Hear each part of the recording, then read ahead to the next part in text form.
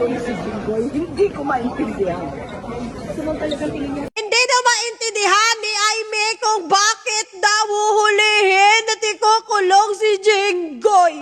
Ay abang, hindi niya alam na ang tropa niya ay isang mandarambong. Niloloko mo naman ang taong bayan, girl. Alam nga namin kung bakit nakulong si Jinggoy eh.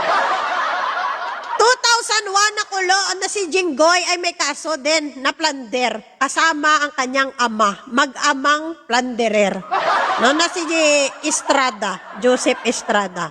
O 2001 nagkakaso na siya ng plunder dahil doon sa wedding-wedding. 2014 umulit na naman siya. Nagkakaso na naman siya ng plunder dahil sa pork barrel scam. Hindi pa siya nagtanda kasi nung panahon ni Duterte, binigyan siya ng kalayaan, pardon. Pinalaya siya ni Duterte. Oh, ang plunderer nakalaya. No bail kasi ang plunder, di ba? So nakalaya siya, pinalaya ni Digong. Hindi na naman tumigil ang kawatan, nagnakaw na naman. O 2026, balik sa kulungan na naman. Balik na naman sa kulungan ang plunderer dahil naman sa kaso niya doon sa kickback sa flood control. Oh, gets mo na, Aimee? Di ba nung nakaraan ng sigaw ka, Aimee, na bakit wala pang nakukulong? Ang mga DDS sigaw ng sigaw, bakit wala pang nakukulong sa flood control? Ngayon na may nakulong na, ngayon na nandyan na sa harap nyo si Jinggoy, may umiiyak.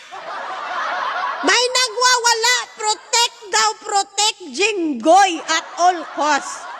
Protektahan daw nila ang plunderer. Ay, ang lupet. Nung nakaraan, galit na galit daw sila kasi wala daw nangyayari sa kaso ng flood control. Ngayon na nandyan na si Jinggoy, isa sa patunay na may kaso sa flood control, ayaw niyong tanggapin. Sasabihin nyo lang na ginigipit. Ginigipit daw para lumipat daw sa minority. Ay, aba. Perte kababaw. Tandaan nyo mga hunghang, wala pa sila sa majority, minority pa lang yung mga trising hudas na yan. Nasa minority pa sila, may mga investigasyon na laban sa kanila. O hindi lang naman si Jinggoy ang sangkot dyan sa flood control ng mga senador, di ba, na sangkot? O, nag-hi-hi lang sa inyo dyan si Chis Escudero. Kalma-kalma pa si Chis dyan. At hindi lang naman sila yung may mga plunder case, marami pang may mga plunder case, halos lahat na nasa 13 hudas, may mga plunder case. Kaya wag nyo muna ibuhos lahat ng luha nyo. Mga DDS at mga senador nga trising hudas, wag muna iubos yung luha nyo kasi may susunod pa.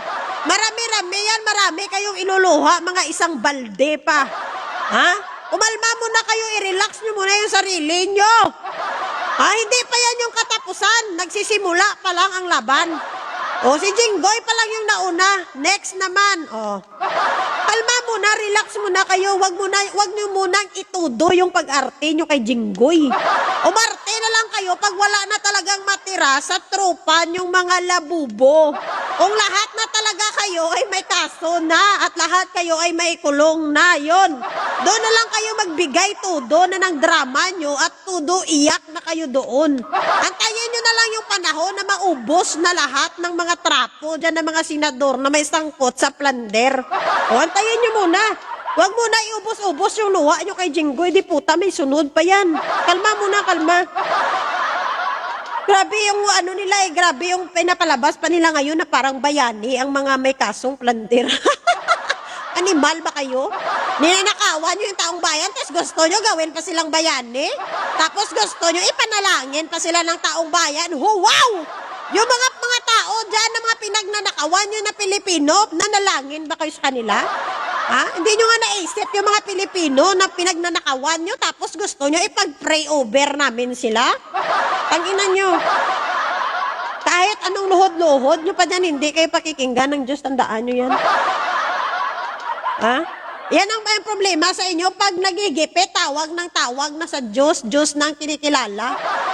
Nung panahon ba na nagnanakaw yan sila, naalala nila na hoy, mali yan. Wala yan sa utos ng Diyos, mali yan, hindi yan inuutos ng Diyos na magnakaw ka. Mali yan sa mata ng Diyos na magnakaw ka. Naisip ba nila yon? Tapos ngayon gusto nyo, pre-over namin yung mga magnanakaw ng mga senador na sangkot sa plunder na kaso. Ay, wow! Galing nyo, ha? Tigil-tigilan nyo kami, ha? Tigil-tigilan nyo kami yung mga nagsasabi dyan, i-pre-over sila, pakyo nyo,